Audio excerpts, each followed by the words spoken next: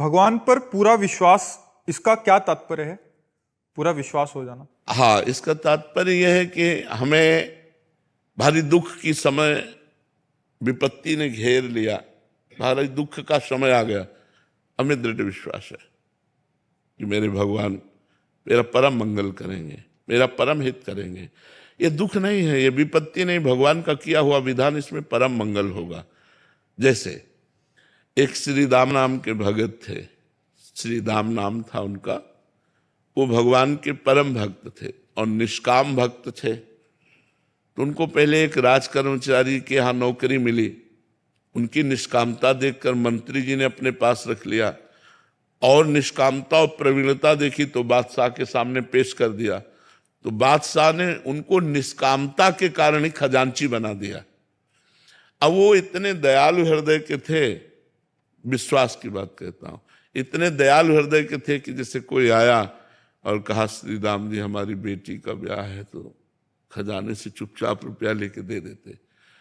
कोई बीमार है, कोई गरीब है, कोई भूखा है, ऐसे परेशान लोगों की वो सेवा करने लगे, खजानती थे। और ये बात काजी को पता चले तो वैसे ही वो जलता था कि इतने उच्च कोटि के पद पर बैठ गया।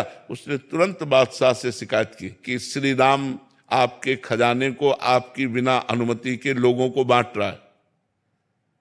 उनको बुलाया गया, तो अब झूठ तो बोलेंगे नहीं। तो उनका हुजूर हम किसी को दुखी नहीं देख सकते, इसलिए तो उनका अनुमति लेनी चाहिए। बात तो सही है, अनुमति लेनी चाहिए। तो आप अपराधी हो ना, अनुमति तो नहीं ली। तो उनका तो काजी से कहा तुम इसकी दंड विधान करो। तो उनका फांसी की सजा, वो तो जल ही रहा था, तुरंत फांसी की सजा। उनको विश्वास था भगवान परम मंगल भवन है, अमंगल होने ही नहीं दे सकते। अब बादशाह की तरफ से फांसी की सजा पास हो गई और उनको हथकड़ी बीड़ियों से जकड़ लिया गया और बद के स्थान के लिए ले जाने के लिए पहले उनको घुमाया गया बाजार से होते हुए कि अपराधी, इन्होंने ये अपराध किया इसलिए इनको फांसी की सजा। इधर उनको ले गए, इधर जो है एक झोली टांगे हुए श्याम वर्ण का 14 वर्ष का बालक आकर खड़ा हुआ और कहा सलाम हुजूर। देखा तो देखते ही आश्चर्यचकित हो गए, इतना सुंदर रूप। बोले कौन हो? तो बोले मैं श्री राम का नौकर हूं। कैसे आए हो? बोले हिसाब चुकाने आया हूं, खजाने का तुम्हारा जो भी चला गया है। और ऐसे झोली पलटाई तो वो दिव्य हीरे कि एक हीरे की कीमत उसके खजाना पूरा नहीं। कहा ये सब रख लो और तुरंत मेरे मालिक को छोड़ दो। उसके होश खराब हो गए, नौकर में इतनी सामर्थ। अब वो तुम्हारा नाम क्या है? उन्होंने कहा बिट्ठू। और इधर उनसे पूछा गया कि अब आखिरी तुम्हारी इच्छा क्या है? तो महाराष्ट्र में विट्ठल भगवान है, उनके वो सेवक थे, तो उनका एक बार केवल झांकी करवा दो। इधर हिसाब किताब, उधर कह रहे एक बार झांकी करा दो। तो विट्ठल भगवान के पास गए और कहा राजी हो? इतने में घोड़े से दौड़ते हुए वो आदमी आए राज की और कहा श्री राम को मुक्त कर दिया जाए। और बादशाह ने तुरंत बुलाया है। तो बादशाह ने बुलाया और कहा कि वो तुम्हारा नौकर वो हीरे डालकर पता नहीं कहां चला गया, मैं दोबारा देखना चाहता हूं, एक बार उसका दीदार करना चाहता हूं। तुम इतने धनी थे, हमें क्या पता कि हम तुम्हारे गुलाम बन सकते हैं। ऐसे हीरे तुम्हारे पास हैं, तुम्हारा नौकर लेकर के आया, तुम पहले क्यों नहीं बताया? तो उनका हुजूर हम आपके ही नौकर हैं, हमारा कोई नौकर नहीं है, आप विश्वास मान। बोले कैसे विश्वास मान? वो कह के गया। बोले क्या नाम बताया? बोले बिट्ठू। अरे बोले महाराज वो हमारे विट्ठल भगवान है, वो हमारे इष्ट है, वो इसलिए तो वो रो पड़ा। उसने कहा एक बार दीदार करा दो। बोले हमारी सामर्थ्य नहीं, वो स्वतंत्र है, अगर वो चाहे तो दर्शन दे सकते। मैं तो विश्वास कि जो मैं धर्म का कार्य कर रहा हूं, भले फांसी मिली है लेकिन भगवान मेरी रक्षा करेगा। तो भगवान ने रक्षा की कि नहीं? हमारी अंतिम स्थिति तक विश्वास नहीं टूटना चाहिए। एक सांसारिक गाने में भी है ऐसी शक्ति हमें देना दाता मन का विश्वास। मन का विश्वास, हे भगवान मुझे ऐसी सामर्थ्य प्रदान कीजिए कि किसी भी परिस्थिति में मेरा विश्वास न टूटे, मेरा विश्वास पूरा।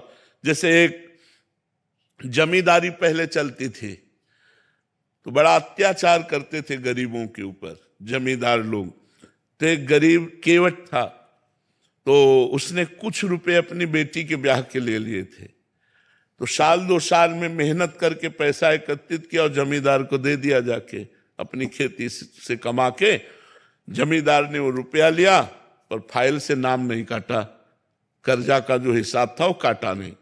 2-4 महीने बाद उसके आदमी गए और कहा जमींदार साहब ने बुलाया है। तो जमींदार ने कहा कर्जा दीजिए। तो उनका साहब हम तो दे गए थे आपको। अरे बोले व्यर्थ की बात करते हो, हमारी कॉपी में वैसे लिखा, अभी कटा नहीं। बोले आप अब ना काटो तो आपकी बात, वैसे तो हम दे गए थे। अब वो जमींदार अपने हठ में, वो अपने हठ में। तो जमींदार ने रिपोर्ट कर दी और वो मुकदमा पहुंचा। जमींदार ने रजिस्टर पेश किया, पूरा ज्यों का त्यों। अब वो गरीब आदमी, उसने कहा साहब हमने दे दिया है। तो बोले गवाही? तो उनका रघुनाथ जी अर्थात भगवान राम, तो उनका रघुनाथ जी। तो बोले अगली पेशी में रघुनाथ को लिवा के लाना। उसने कहा हाँ ठीक है। एकांत में गया और रोया कि हम गरीब आदमी हैं और हमारे परिवार का पोषण उसी खेती से होता है। प्रभु यदि आपने गवाही ना दी तो हमारा तो सब बर्बाद हो जाएगा, हमारी बात झूठी हो जाएगी। आप कहाँ नहीं हो? जिस समय वो पैसा दिया था उस समय आप थे, क्योंकि आप सर्वत्र हैं तो आप उस जगह भी थे, इसलिए आपको गवाही देनी पड़ेगी। पहुंचा, उनका अपनी गवाही पेश करो। तो उनका बुलाओ, उसका नाम रघुनाथ है। रघुनाथ हाजिर हो। लाठी टेकते हुए आए और जमींदार से कहा 100 का नोट वो, 200 का नोट वो, इतने सोने के सिक्का उस जगह तुम्हारे रखे, वो इसी के तो दिए हुए हैं, हमने देखा। उसके होश उड़ गए कि ये तो बिल्कुल। और अब जमींदार की भगवान के सामने हिम्मत नहीं, जब आंख में आंख डाल के बात की ना तो उसकी हिम्मत, बोले हाँ हाँ हाँ हाँ।